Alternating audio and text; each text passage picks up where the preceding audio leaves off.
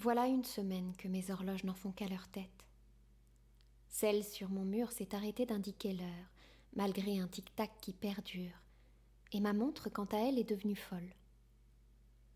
Ce pourrait être un défaut de pile, mais la synchronicité de leur caprice me donne envie d'y voir quelque autre signe. Comme si s'ouvraient à moi de manière concrète les portes d'une autre dimension. Je n'ai pas envie d'y remédier. J'accepte cette fin avec la sérénité qui convient aux recommencements à venir. Il faut bien une vie entière pour se préparer à mourir.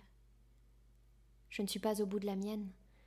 Pourtant, cette fois, il m'apparaît avec plus de rapidité combien naître et mourir peuvent se confondre. Ils vont de pair en réalité. Toute naissance terrestre se traduit par un arrachement. Et toute mort corporelle nous renvoie à l'essence. Il me semble que l'on vit mieux lorsque cette réalité nous traverse. Elle purge de l'inutile. Car si notre corps n'est qu'un emprunt, si son existence se résume à quelques tours d'horloge, alors qui est-il pour exiger qu'on l'aime plus que les autres? Et que lui importe-t-il d'exiger de posséder un autre corps avec l'exclusivité la plus totale? En morcelant l'âme du monde pour s'en approprier un morceau, l'homme en a dénaturé sa pureté. Il l'a noirci d'ego. Il a créé un moi qui ne sait voir les choses que par son prisme étriqué, un moi qui préfère prendre plus que donner. Il n'y a qu'à voir comme l'on s'approprie sous couvert d'amour ce qui nous est extérieur, l'eau, les fleurs, l'animal qu'on nomme naturellement de compagnie, comme si sa fonction première était de nous appartenir, et l'autre que l'on se choisit comme partenaire de vie. Celui ou celle que l'on cherche plus que l'on ne rencontre, et qui bien souvent n'est qu'un remède plus ou moins efficace contre nos peurs, nos manques, ou encore notre solitude. Par certains égards, mon discours pourrait vous paraître bien sombre. Il ne l'est guère, seulement porté par l'envie d'aimer en toute vérité. Je ne me prétends pas plus sage que les autres. C'est si difficile de lutter contre sa nature profonde, si tentant de confondre l'amour avec ses miroirs aux alouettes. Mais au moins, nous pouvons y réfléchir, tenter de faire quelques ajustements. Il me revient une histoire que l'on m'avait contée aux Indes, et qui, dans ma condition d'ondine, m'avait semblé mystérieuse à bien des égards. Elle me paraît aujourd'hui fort à propos. Shridaman et Nanda étaient les plus grands amis que la terre ait portés. On les disait aussi inséparables que la terre et le ciel. Un beau jour, au bord d'une rivière, ils tombent sur Sita, la plus belle femme qu'ils aient vue jusqu'alors. Saisis de manière égale l'un et l'autre par sa beauté, c'est Shridaman le premier qui exprime son souhait de la voir devenir sa femme. Nanda ravale alors son propre désir, et pour venir en aide à son ami qu'il sait timide, se charge du rôle de messager et va trouver la belle Sita pour l'avertir de l'amour de Shridaman. Sita ne s'y oppose guère, et le mariage est célébré. Ils vivent un temps en belle harmonie, le jeune couple tout à leur bonheur, et Nanda heureux de voir son ami comblé. Puis très vite, Sita se met à remarquer le charme de Nanda, son corps plus viril et mieux bâti que celui de son mari. Nanda, quant à lui, sent renaître ses premiers émois pour Sita, à force de vivre à ses côtés. Par amour pour Shridaman, ils se taisent et s'interdisent même d'y penser.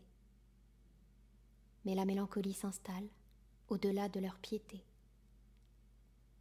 Alors Nanda, malheureux, décide d'aller invoquer la déesse Kali pour trouver une solution. L'illumination arrive. Il lui apparaît clairement que sa mort seule les délivreront de leurs tourments. Alors il se tranche la tête, d'un coup de sabre. Le trouvant mort, Shridaman, incapable de dominer son chagrin, se tue, lui aussi. Et lorsque Sita les découvre, leurs deux têtes ainsi séparées de leur corps, elle s'en veut tant qu'elle se met à prier en pleurant pour qu'on leur rende la vie. Kali, prise de pitié, accepte, Elle lui demande de replacer les têtes sur les corps et ressuscite les deux amis. Seulement dans l'émotion, Sita s'est trompée. C'est sur le corps de Shri Daman qu'elle a placé la tête de Nanda, et sur celui de Nanda qu'elle a placé la tête de Shri Daman. Passé l'instant de stupeur, c'est la joie qui l'emporte. Les deux frères de cœur qui ont toujours rêvé de se ressembler se réjouissent d'être ainsi mélangés. Et Sita ne peut qu'être satisfaite de retrouver son mari doté de ce corps qu'elle a tant désiré. Évidemment, les illusions s'évanouissent bien vite pour laisser place à la réalité. Un corps n'est rien qu'un corps, et c'est moins du désir pour celui-ci que de l'amour pour une belle âme qui a toujours poussé Sita vers Nanda. Alors le même tourment recommence.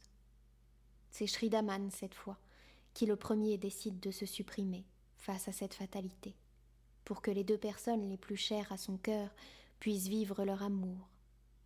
Mais Nanda, qui ne conçoit pas la vie sans son ami, préfère mourir à son tour. Alors Sita s'allonge entre leurs deux corps et se donne aussi la mort. Dans un gigantesque brasier, leurs âmes s'élèvent pour se rejoindre librement, ailleurs.